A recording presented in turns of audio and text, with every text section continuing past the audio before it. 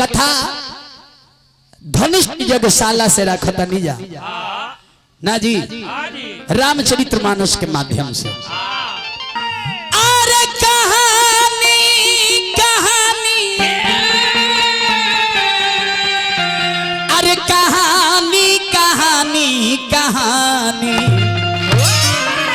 तो तनी ध्यान दे के सुनी ना कहानी, तनी ध्यान दे के सुनी ना कहानी। अरे पढ़ल जवन बानी हम तवन गावतानी, पढ़ल जवन बानी हम तवन गावतानी। अरे गलती के क्षमा करो श्रोता सब ज्ञानी कहानी, तो तुम ध्यान दे के सुनी ना कहानी, तुम ध्यान दे के सुनी ना कहानी।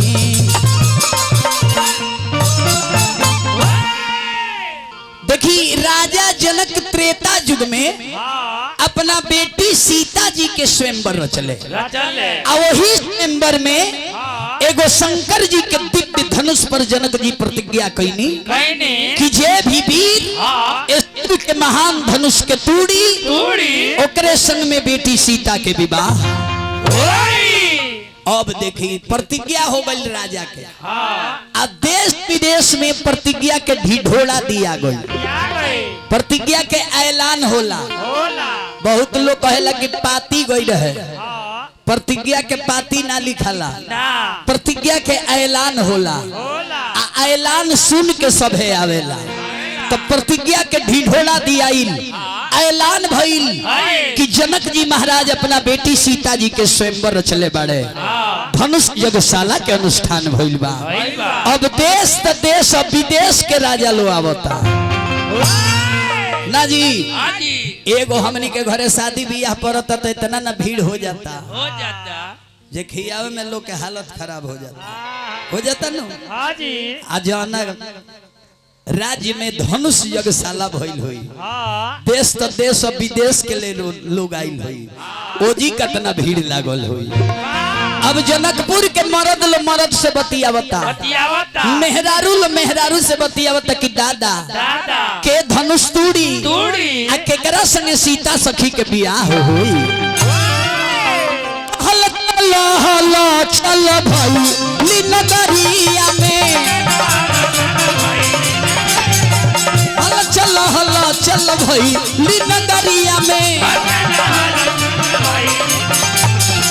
राजा जनक दरबार जी, आहे राजा जनक दरबार जी।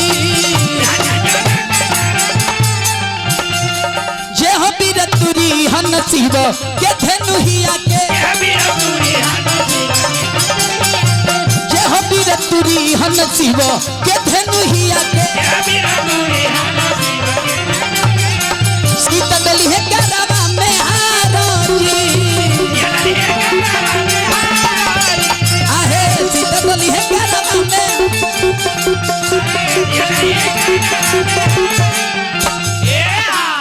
रह बाबा रह, हेलो के देखला प बुझाता मोती छपरा में कॉलेज आ गइल। प्रणाम देखिए है यही साल है समधी बनल है। हां 25वां में प्रमोद बाबा 25 में समधी बनल है। हम माला पहने खातिर महिषासुर खानी हो जाता ना। हां जी अच्छा अब दोनों आदमी हमारा में बा तो हम मन नानू तू रे ना जी, माला लोग के पहने के मन बा तो माला माला के कमी ना होई ना होई। अरे महाराज माला हम तो पांजा के पांजा पहिराए, ऊपर से नीचे ले, बाकी कहिया अब जहिया डुमरिया ले चले सतहिया। रवल के चौहदी में अगरबत्ती खोसाई, अब वो माला पहने के टाइम वही बेरा बा, ए बेरा नहीं खे। देखी पूरा जनकपुर में भीड़ लागल बा, सभे जब आ गई तब राजा जनक अपना बंदी जन लोग के आदेश देले, कहले कि हे बंदी जन जी महाराज, अब हमारे प्रतिज्ञा ऐलान किया जाए हमने किस प्रयोजन से इस देश विदेश के राजाओं को अपने यहाँ बुलवाया है। अब बंदी जन लोग खड़ा भइल तो डुगडुगी बजा के राजा जनक जी के प्रतिज्ञा के ऐलान कइलो। बोले बंदी बचन बर सुनहु सकल महिपाल। हे देश विदेश के राजा हमरा बूढ़ जवान लड़का सियान पातर मोट से कोनो मतलब नहीं है। जे है शिव के महान धनुष के तूड़ी ओकरे संग में बेटी सीता के विवाह। ऐलान कोइला के देरी रहे जतना जना सराहल राजा आई रहल टिकड़ा भुआरा सोकना धावरा सब लगले सब बाह पर बाह चढ़ावे। हम तुरेगा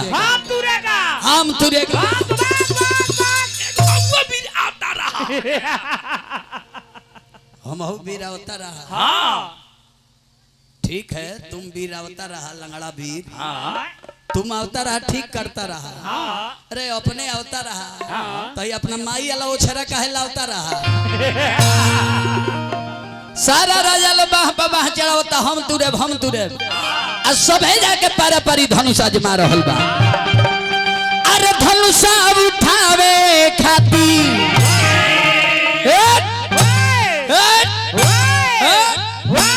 वाह राजा वाह मैनी बाती वाह। अरे धनुष उठावे खाती अच्छा धौर रसहुर नहीं खे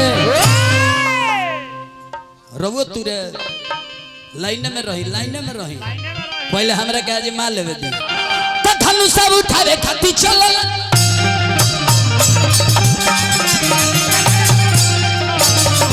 अरे धनुष उठावे खाती चलल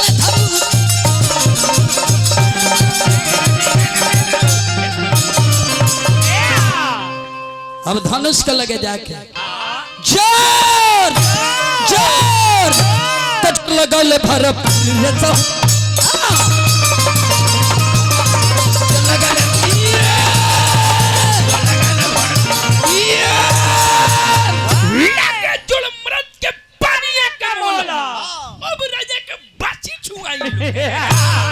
राजा का बाछी छुआ दिलो राजा का बाछी।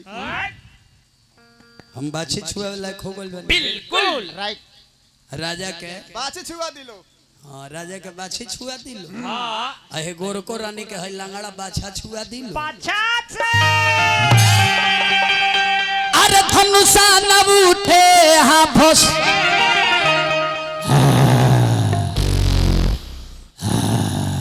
नचनिया कहतर कि राजा के हवा खराब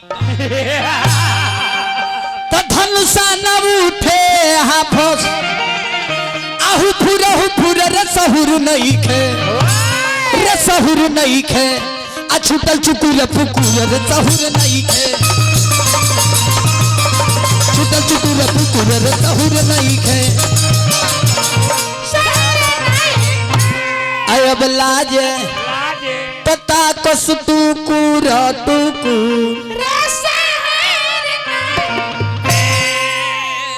केहू राजा से धनुषिया तिल भट्ट समसना ना जी। अब जब धनुष केहू से ना उठल तो तुलसी बाबा साफ शब्द में लिखता नहीं का भूप सहसा दशा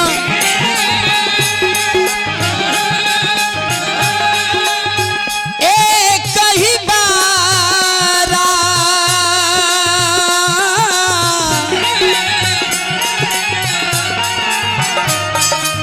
लगे उठावन तरई न तारा।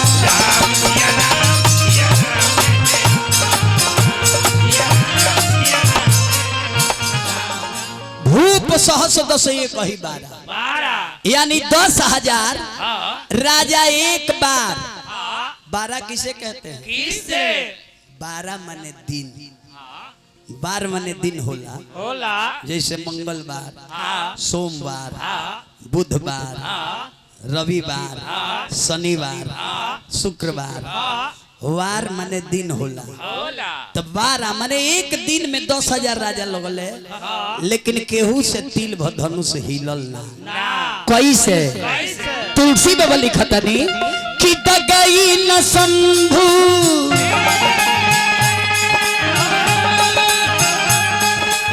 सरासन के से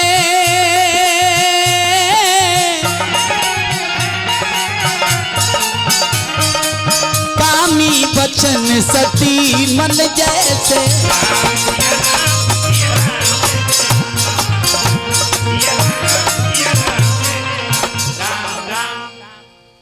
10,000 राजा लोग के लगला के बाद भी शिव जी के धनुष तिल भर ना हिलो कैसे तुलसी बाबा लिखतनी कि कामी बचन सती मन जैसे जैसे एगो कामी पुरुष के बात सुन के एगो सती औरत के हृदय ना डोले वहीं 10,000 राजा लोग के लगला के बाद भी शिव के धनुष डोलत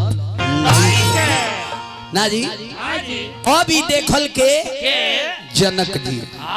जनक जी जब देखले कि धनुष केहू से ना उठल ना टूटल जब ना खाती देश विदेश के राजा लोग जुटल उहे काम ना भई जनक जी के क्रोध आ गई।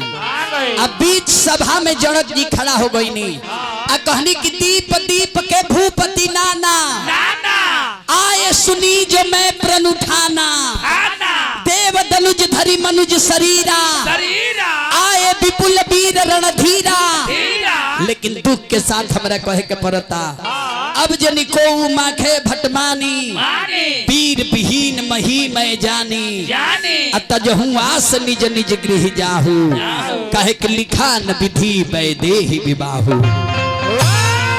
जनक जी कहनी कि हे देश विदेश के राजा अब रे सब है अपना अपना घरे जाई विधि ब्रह्मा जी के कहल जला जान गई नहीं हम कि हमार बेटी वैदेही के शादी ब्रह्मा जी लिखल ही न कहत रे जनक जी कृष्ण देश विदेश के राजा मैं किसे कहूँ बलशाली है मैं किसे कहूँ बलशाली है अरे आज मुझे मालूम हुआ अरे आज मुझे मालूम हुआ ये धरती वीरों से खाली है आज मुझे मालूम हुआ ये धरती वीरों से खाली है।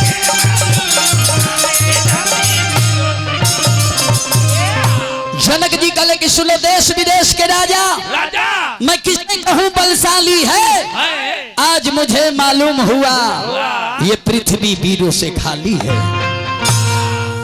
जनक जी के बाद उस सभा में सारा राजा लोग मुड़ी गाड़ के सह गए मुड़ी गाड़ के सह गई लेकिन शेषावतार लक्ष्मण जी से जनक जी के बात बर्दाश्त ना भई। जनक जी के बात सुन के लक्ष्मण जी गहुवन सांप नियम फुफकार मार के सभा में खड़ा भईनी राम जी के दोनों गोड़वा छू के प्रणाम कईनी अखनी की भैया भैया कि अभिमान त्याग कर कहता हूँ आदेश आपका पाऊं मैं आदेश आपका पाऊं मैं इस धनुहा को कौन कहे अरे इस धनुहा को कौन कहे पूरा ब्रह्मांड उठाऊं मैं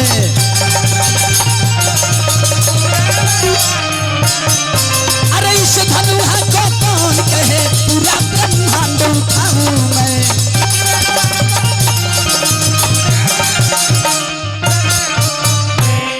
लक्ष्मण जी कहे कि भैया जो तुमरे अनुशासन पाऊं बंद क्यों ब्रह्मांड उठाऊं लखन सकोप वचन जब बोले डगमगा ही मही दिग्गज डोले। लक्ष्मण जी के बात सुन के धरती माता थर थर थर थर कांपे लगली। जब धरती कांपे लगली तब विश्वामित्र जी लक्ष्मण के शांत कहनी के लखन बबुआ बाबू जहाँ बड़ रहेला हाँ तहाँ छोट के बोलल उचित ना हो, ना शांत हो खो। होखा अब लक्ष्मण जी शांत भैनी हाँ तब महामुनि विश्वामित्र जी राम का और तकनी कहनी कि हे राघव हे राम विश्वामित्र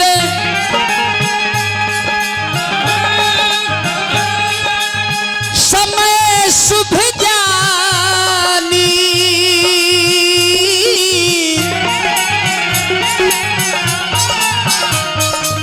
बोले अति स्नेह मैं बानी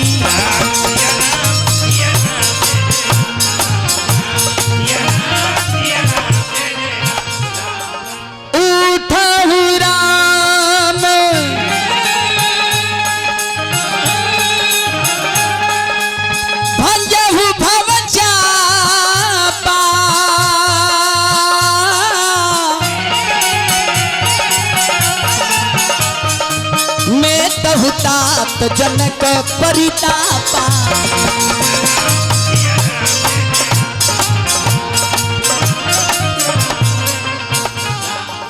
अब देखी विश्वामित्र जी राम जी के आदेश रहनी कि हे राघव हे राघवेंद्र अब देर मत करी जाई अविलंब जाके शिव के धनुष तोड़ दी अगर ना तोड़ब तो सीता रोत रोत प्राण त्याग दी हैं और राजा जनक जी के मन के संताप ना हो रहा। अब गुरु के आदेश पाके भगवान राम नई के गुरुदेव के प्रणाम कईनी आ चकुनी हाथी नियन मंद मंद गति से भगवान और धनुष का ओर बढ़े लगे।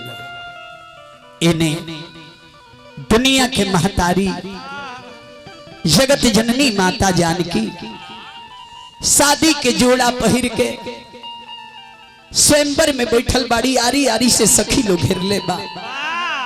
जब धनुष केहू से ना उठल ना टूटल तो मैया सीता घूघ काढ़ के झरझर झरझर रोतारी आंख से टप टप टप टप लोर गिरता।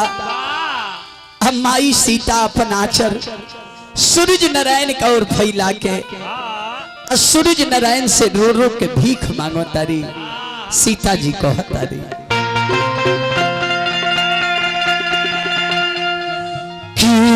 गाला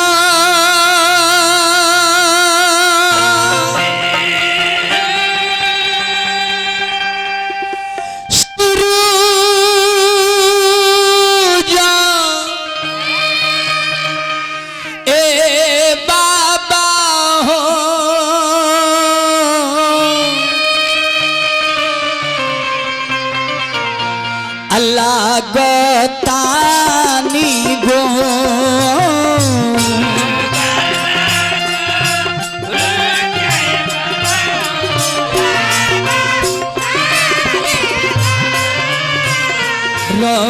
रे गलकाए बाबा हो खेला जो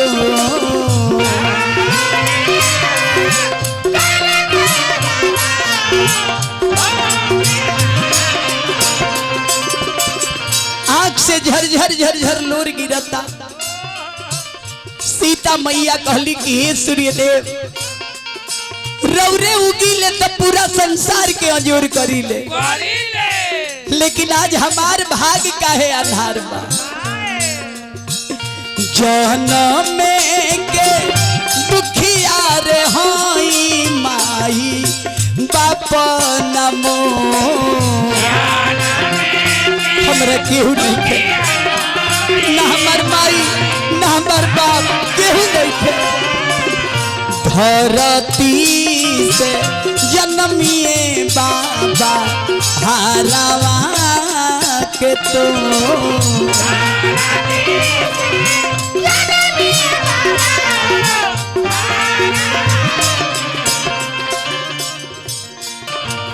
आंख से लोर गिरता सीता जी के। अब भगवान राम धनुष का ओर बढ़ता।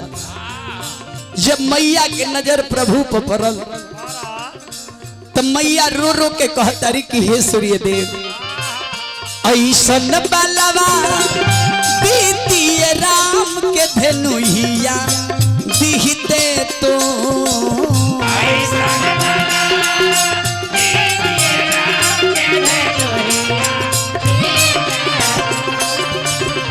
ई नहीं के संगमाए बाबा नाता दीती जो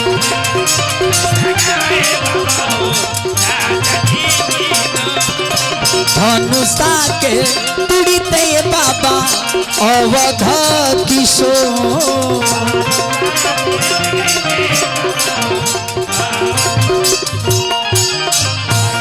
अब देखी भगवान सीता जी माता जानकी सूर्य नारायण से निहोरा कैली अब राम जी दुनिया के पिता धनुष के लगे पहुंचल बनी अब 5 बार राम जी धनुष के परिक्रमा कैनी नई के प्रणाम कैनी आ फूल जंग उठावल जाला फूल खानी राम जी धनुष के उठा ले आ धनुष उठा के कब उठवनी कब तुरनी ओ सभा में सारा लोग भर रहे बाकी केहू देखल ना सब केहू अनहोरे रहे